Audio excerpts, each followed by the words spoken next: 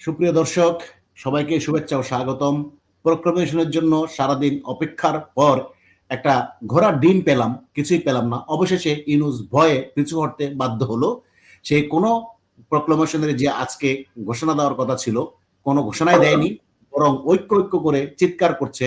অর্থাৎ তাদের মধ্যে যে মতানৈক্য, অনেক দল যে সেখানে নাই, সেটা স্পষ্ট এবং পরোক্ষভাবে বিএনপির যে এই ধরনের প্রক্লেমেশন, সংবিধান বহির্ভূত কর্মকাণ্ডে যে বিএনপির কোনো আগ্রহ নাই, সেটা কিন্তু স্পষ্ট পরিপুষ্ট হয়ে গেছে। বিএনপির কোনো সিনিয়র নেতা সেখানে যায়নি। হয়তো ওইখানে নামকস্তে সালাউদ্দিন সাহেবকে পাঠানো হয় এবং ইউনূস নিজেও সে প্রক্লেমেশন থেকে সরে আসে। আমরা তার কথা একটু শুনি, সে আগে কি বলে, তারপর আমরা বিশ্লেষণ করছি। একদিন ছাত্র এসে বলল যে তারা একটা ঘোষণা দেবে, প্রক্লেমেশন করবে, আমাকেও সেখানে থাকতে হবে। আমি বুঝতে চাইলাম কি প্রক্লেমেশন দিচ্ছে, বললো। আমি বললাম এটা হবে। অর্থাৎ ছাত্ররা একদিন আসলো, একটা প্রক্লেমেশন দিবে। অর্থাৎ ইউনূস সাহেব এটা আগে থেকেই জানতো না। আমি যদি তার কথাটাই কোট করি, সে আগে থেকেই জানতো না, একদিন হঠাৎ করে আসলো, প্রক্লেমেশন দিবে। দেওয়ার পরে তারপর কি বলে শুনি? না, আমার চাওয়াটা হবে না, তোমাদেরও করা ঠিক হবে না। আমার চাওয়া ঠিক হবে না, তোমাদের চাওয়া ঠিক হবে না। অর্থাৎ ইউনূস উপলব্ধি করতে পেরেছে, ইউনূস তো জানো প্লেয়ার। সে কিন্তু এই সমন্বয়ক নামক জঙ্গিরা যেটা করতে চেয়েছিল, সংবিধানকে কবর দিতে চেয়েছিল, ৭২ সংবিধানকে কবর দিয়ে সেখানে তাদের মনের মতো করে একটা সংবিধান, অর্থাৎ পাকিস্তানি একটা সংবিধান তারা আনতে চেয়েছিল, যেখানে ধর্ম নিরপেক্ষতা থাকবে না, সমাজতন্ত্র থাকবে না। অর্থাৎ তাদের মনের মতো করে একটা প্রক্লেমেশন, একটা সংবিধানকে যাতে বিলুপ্ত করে নতুন একটা সংবিধানের চিন্তা ভাবনা নিয়ে এসেছিল। ঘোষণাপত্র এসেছিল, কিন্তু ইউনূস বুদ্ধিমান মাল হওয়ার কারণে, অর্থাৎ এই পক্ষে কেউ থাকবে না এবং এটাকে অনুমোদন করতে হলেও পরবর্তী একটা সংসদ লাগে। সংসদ সেটা অনুমোদন দিবে কিনা সেটা একটা বিবেচ্য বিষয়। এইসব বিবেচনা করে ইউনূস না করে দিল। বলে শুনি, তোমরা যদি ৫ই জুলাইতে ফিরে যেতে চাও, সেই দিনের পরিপ্রেক্ষিতে যা হয়েছিল সেটাকে রিক্রিয়েট করতে হবে। একা এটা করা যাবে। ওই দিনের পুরো অনুভূতিটাই ছিল একতার অনুভূতি। কেউ বলে নাই যে তুমি অমুক, তুমি অমুক। এই যে তোমরা যদি করতে চাও, সবাইকে নিয়ে করতে হবে। সবাইকে নিয়ে করতে হবে। জনাব আতার হালদার, আমি আপনার কাছে একটু জানতে চাইবো, এই যে প্রক্লেমেশন করে এতদিন ধরে চিৎকার চেঁচামেচি, ৩১শে ডিসেম্বর তাদেরকে জনতা পিঠ দেখিয়ে দিল। ২-৪ হাজার লোকও তারা সমাগম করতে পারলো না এবং তারা প্রক্লেমেশনের পক্ষে প্রচারপত্র ৬ তারিখ থেকে ১২ তারিখ পর্যন্ত সারা দেশ ব্যাপী প্রচারণা যাওয়ার সময় মানুষের প্রতিরোধের মুখে পড়ে নানান জায়গায় তারা মারধরের শিকার হয় এবং তাদের সাথে আপনারা লক্ষ্য করেছেন ১০ জন ১২ জন মানুষও তাদের সাথে ছিল না। অর্থাৎ জনমত এর পক্ষে নাই। এটা ইউনূস এবং ইউনূস গংস উপলব্ধি করতে পেরেছে এবং উপলব্ধি করতে পারার কারণে সমন্বয় গংরা বারবার প্রেসার দিচ্ছিল ইউনূসকে যে এটাকে ডিক্লেয়ার করার জন্য সরকারিভাবে, কিন্তু ইউনূস কিন্তু পিছে হটলো, পিছে টান দিল। তো এটার কারণটা কি? পিছে হটে গেল কেন ইউনূস? ধন্যবাদ আপনাকে। সবাইকে রাজুতে আসার আহ্বান জানাচ্ছি। সবাই রাজুতে আসো, তাড়াতাড়ি। এখন হাসনাত ডাক দিতে হবে, ডাক দেওয়া দরকার। সবাই রাজুতে আসুক। প্রক্লেমেশন কেন হলো না, এটা নিয়ে এখন একটা আন্দোলন করা যাইতে পারে নাকি?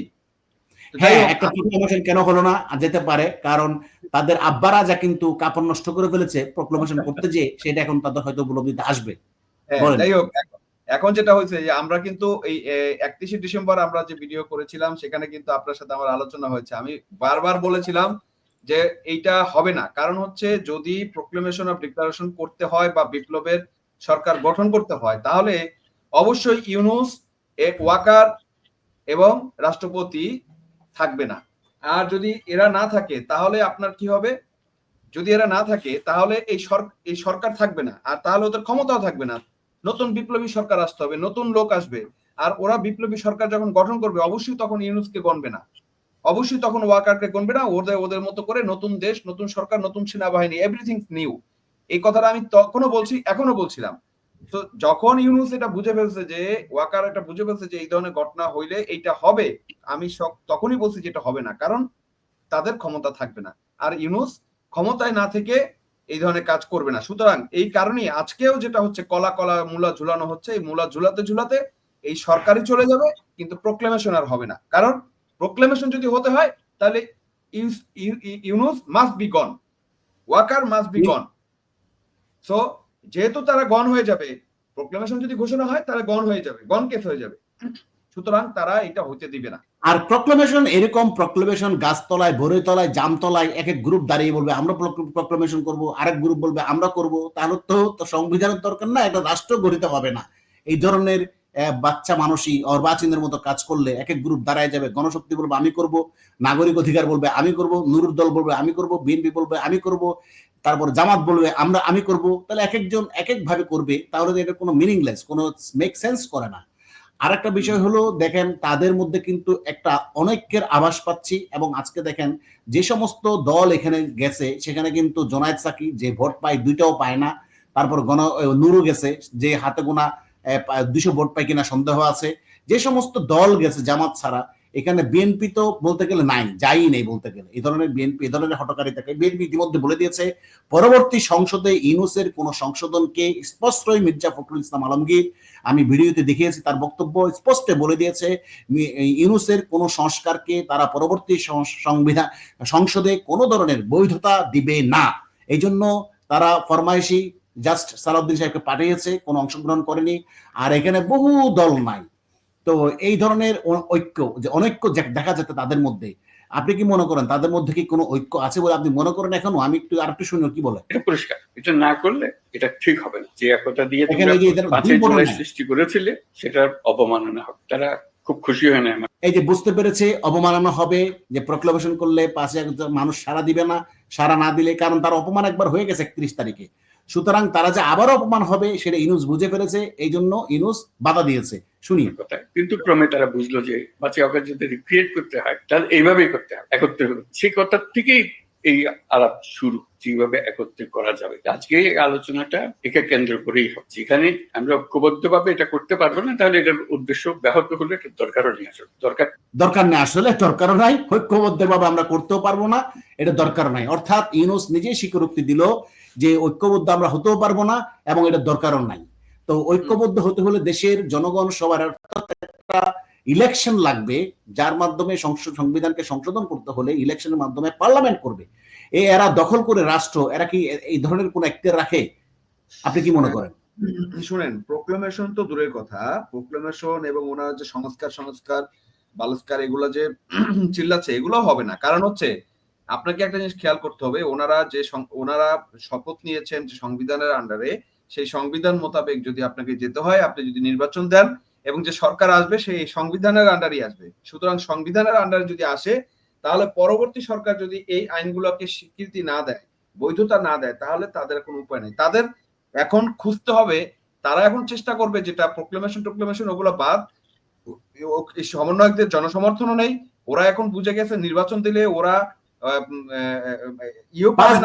নির্বাচন দিলে 5 ভোটও পাবে না, 5 ভোটও পাবে না। সেই ক্ষেত্রে এখন ওদের বাঁচার একমাত্র উপায় যে হচ্ছে যে নির্বাচনকে সিস্টেম করে, যদি আওয়ামী লীগকে বাইরে রেখে একটা অবৈধ নির্বাচন করে কোন রকমে যদি একটা ওদের মতামতের সরকার তৈরি করা যায়, তারপরে সংসদে সে পাস করা যায়, দেন বাঁচার একটা সম্ভাবনা সেটা আছে। এবং সেটা বাংলাদেশে পসিবল না, কারণ সেটার ক্ষেত্রে আলটিমেটলি বিএনপিও যদি তাকে সাপোর্ট না দেয়, তাহলে বাংলাদেশে আওয়ামী লীগ এবং বিএনপি যদি রাস্তায় পুরোপুরি নেমে যায়, তাহলে এদের অস্তিত্ব খুঁজে পাওয়া যাবে না, কোথাও পাওয়া যাবে না। সুতরাং এবং বিএনপি এটা দিবে না। এই কারণে পরবর্তী সরকার যদি আবার আওয়ামী লীগ আসে, তখন বিএনপি একটা দায়বদ্ধতার জায়গা থেকে যাবে, বিএনপিকে সেটার জন্য জবাবদিহি করতে হবে। এই জন্য মির্জা ফখরুল ইসলাম আলমগীর স্পষ্ট ভাষায় বলে দিয়েছে, ইউনূসের সরকারের অবৈধ সরকারের কোন কার্যক্রমকে তারা পরবর্তী সংসদে বৈধতা দিবে না, এবং সংসদ বৈধতা না দিলে সেটা আইনে রূপান্তর করা যাবে না। অর্থাৎ তাদের সমস্ত প্রচেষ্টা, অর্থাৎ এখন তারা যা করছে এগুলো সংসদে বৈধতা না পেলে সবকিছুই অবৈধ হয়ে যাবে। এবং তারা এই যে 5 মাস ক্ষমতায় আছে, সেইটা বর্তমান সংবিধানের আন্ডারে আছে, তারা যদি নতুন সংবিধান করে, তাদের এই 5 মাসের কর্মকাণ্ডই তো অবৈধ হয়ে যাবে, তখন তাদেরই তো একে অপরাধে বিচার করতে হবে। অবশ্যই। এবং আমি যে সিচুয়েশন দেখতেছি, মানে জনগণ যেভাবে ফুঁসে উঠছে চারিদিক থেকে, জনগণ যেভাবে ফুটে উঠছে, এবং তারা খুব শীঘ্রই রাস্তায় নেমে আসবে, এই ইউনূসকে মানে প্রতিরোধ করবে, এই জঙ্গিকে পালানোর জন্য, ধরার জন্য সবাই আসবে। এবং ওদের একমাত্র বাঁচার পথ হচ্ছে রাতের আধারে পালিয়ে যাওয়া। এছাড়া এদের একমাত্র পথ হচ্ছে রাতের আধারে পালিয়ে যাওয়া ছাড়া কোনো উপায় নেই। এদেরকে জনগণ পিষে মারবে, এবং পালানোর রাস্তাও এরা করেছে, অতি শীঘ্রই এরা পালাবে। আমরা জাস্ট সময়ের অপেক্ষা, দেখা যাক কয়েকদিন পরে পরিবর্তন ঘটবে, অতি শীঘ্রই সেই পরিবর্তনটা হবে।